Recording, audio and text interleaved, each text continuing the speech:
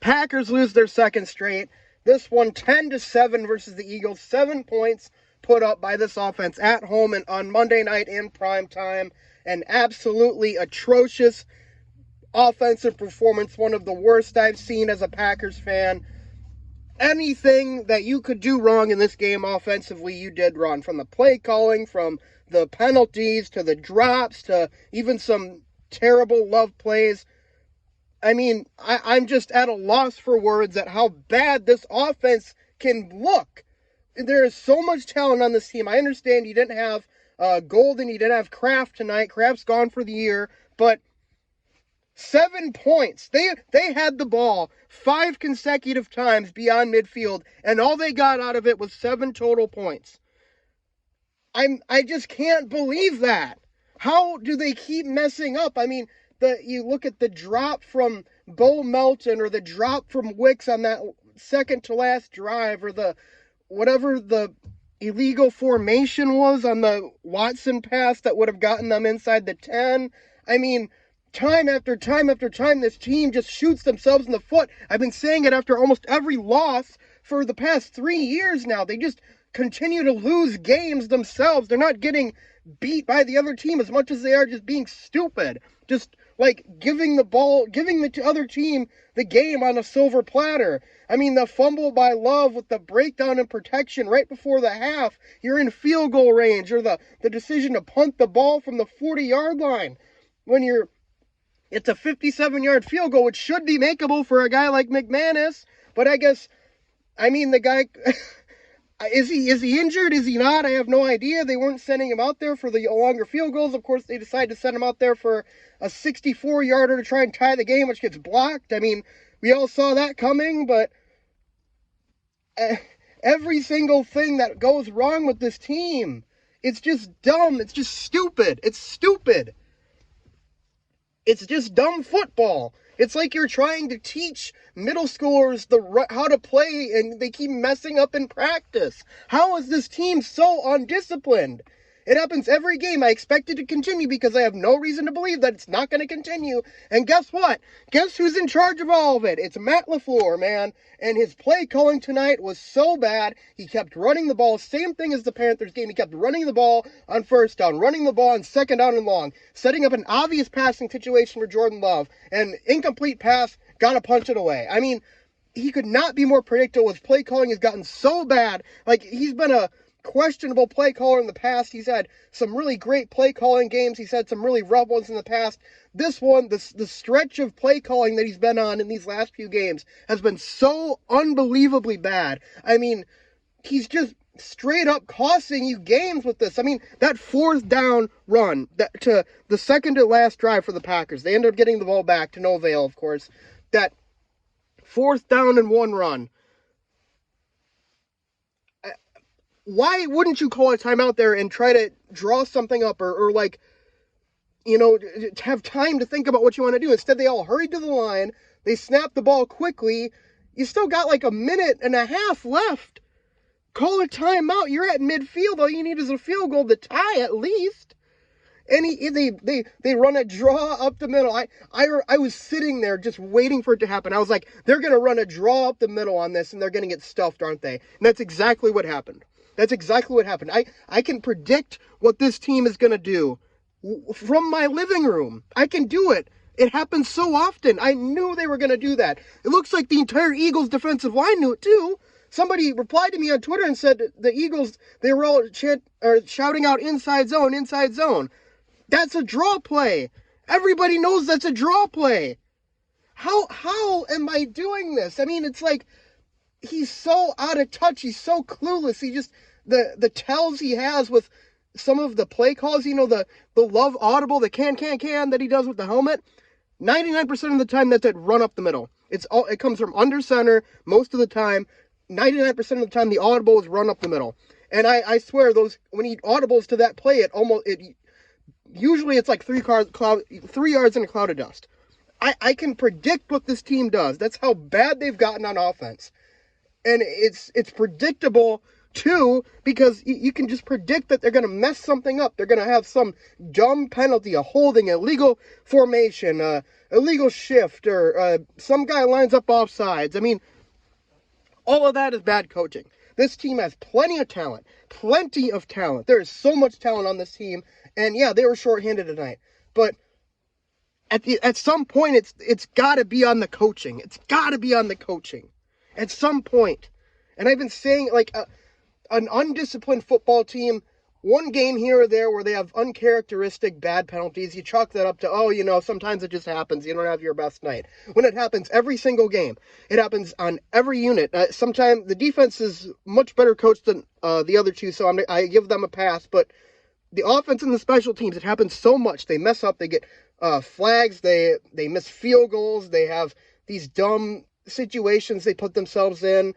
I mean, I can't do this anymore. It's like I'm seeing all of the things wrong with this team that have been wrong for years now, and I just don't know what they do. Like, I mean, you can't fire Matt LaFleur mid-season. That would be dumb. Even though, you know, the knee-jerk reaction after that play call was like, I better not see him in Lambeau Field on tomorrow morning, you know. I was so upset, but, like,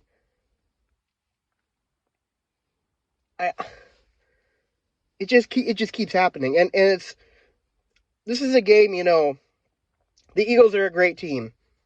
The defense completely outclassed them. The defense had I would say their best performance of the year. They played awesome. They got stop after stop after stop. I mean, Jesus, they even got a stop after it looked like the game was over. They got that stop on 4th down to give us the ball back at the 35. Like, they gave us a possession we didn't even deserve. I mean, if I'm a Packers defender, if I'm Micah Parsons or Rashawn Gary or Carrington Valentine or Edgerrin Cooper, I am pissed that my offense only got 7 points. I am so mad.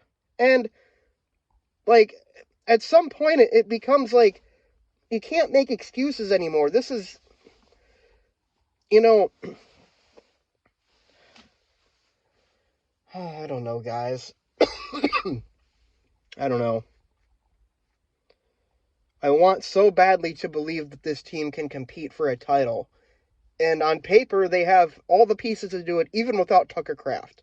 I still think Jordan Love is a great quarterback. I mean, he had a few bad plays tonight, but even at the end there, he was starting to get things going. That 3rd down and 10 pass he had to Watson was awesome. An awesome throw. Just huge, stepped up in the pocket. I mean, he was under pressure all night, too. Of course, losing Elton Jenkins for the game didn't help either, but, I mean, the Melton drop was bad on 4th down. That was a perfect ball from Love. I mean, there was another play on that last drive that Josh Jacobs, it was a screen pass, and it worked almost to perfection. But Jacobs, like, he didn't run outside, he ran inside, and Love threw it expecting him to go outside.